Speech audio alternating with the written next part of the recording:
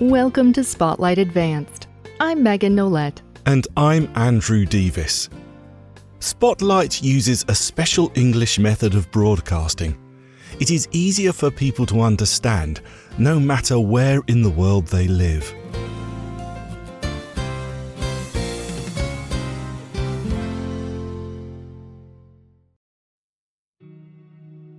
Brian is so sad that he cannot move. He has been like this for several weeks now. Each day he tries to get out of bed, but his mind tells him it is not worth it. He has school. He has classes to go to. But he is feeling so horrible that none of this matters. Some days, he feels the world would be better off if he were dead. Brian has depression. This mental disorder makes him feel helpless and alone. He experiences very few positive emotions. The way he separates himself from others makes it worse. But Brian does have one good thing in his life. It is called Civilization 5. It is a video game. While he plays, Brian commands a group of people. He guides them through history. These people do wonders while under his direction. They build cities and go to the moon.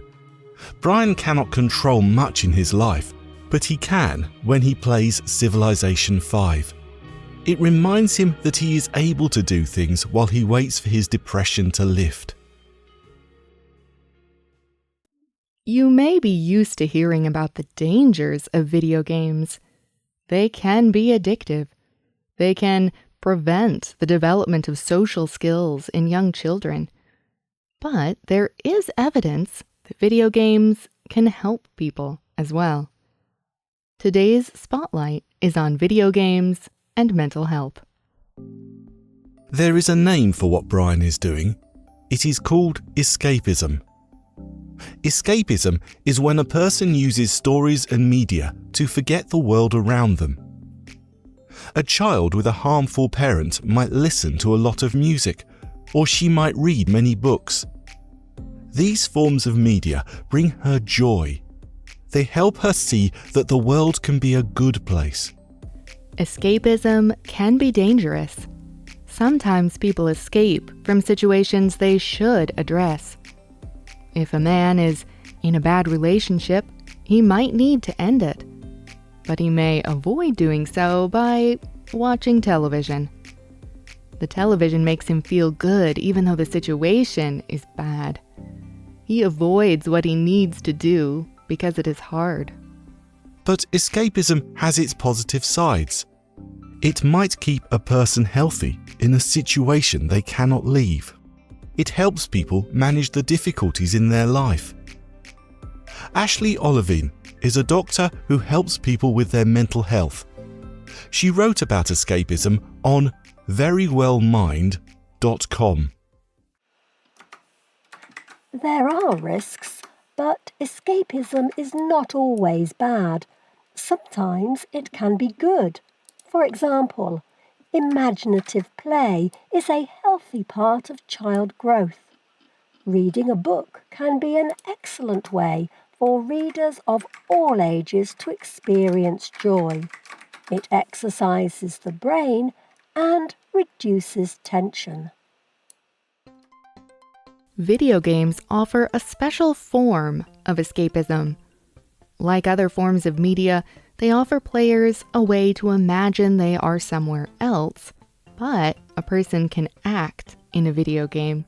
They have some form of control. A player may identify more with the character on screen. The character's achievements become the player's. There is a kind of satisfaction that comes with completing goals. Johnny Chiodini is an English games journalist who lives with depression. Johnny said, "It is satisfying when you complete an activity in a video game, and you get a little bit of joy. It feels like you're getting things done in a way that you might not normally feel every day." Some video games go even farther. They let people work through their problems within the game. Baldur's Gate 3 is one of the best examples of this kind of game. The game takes place in the world of Faerun. It is a world of magic and monsters, but the people's problems there are just like ours. Many of the game's main characters have suffered greatly. If the player befriends them, they overcome their problems. If the player does not, their character grows worse. One of these main characters is called Astarion. He is a victim of slavery. He has just escaped when the player first finds him.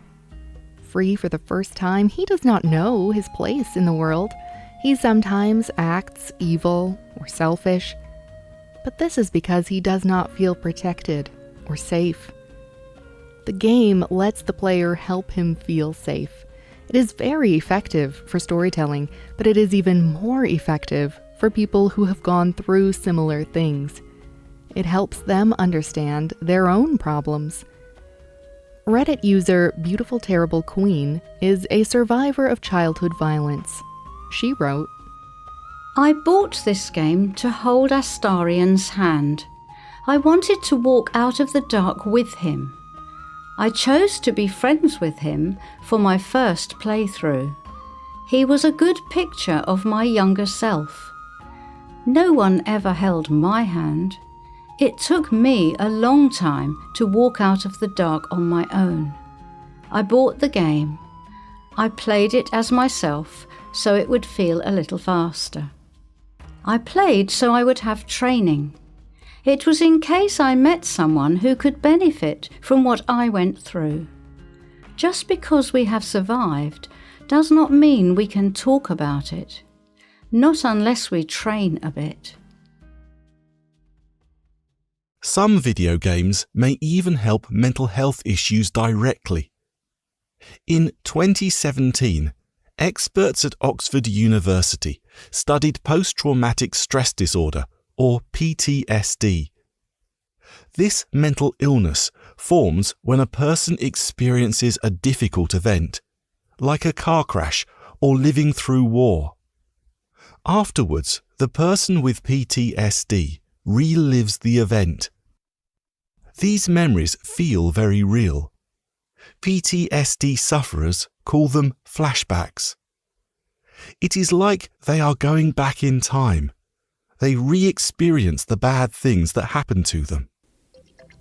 PTSD flashbacks cause a lot of problems in sufferers' lives.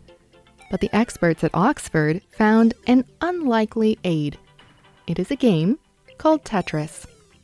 Tetris is a very simple game, but it demands a lot of focus.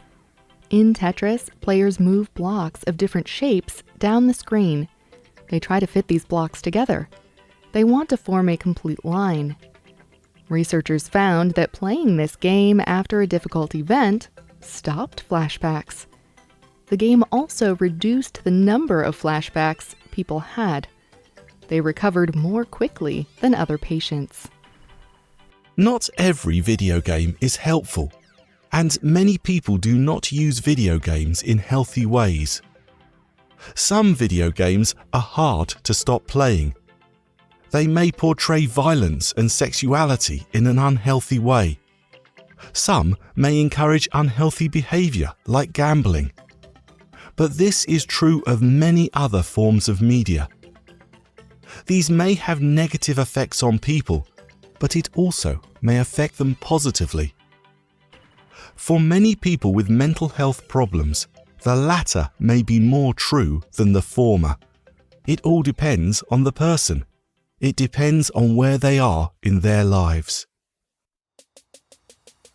Do you play video games? Do you know people who do? Does playing affect them positively or negatively? You can leave a comment on our website or email us at radio@radioenglish.net. You can also comment on Facebook at facebook.com/spotlightradio. The writer and producer of this program was Dan Chrisman.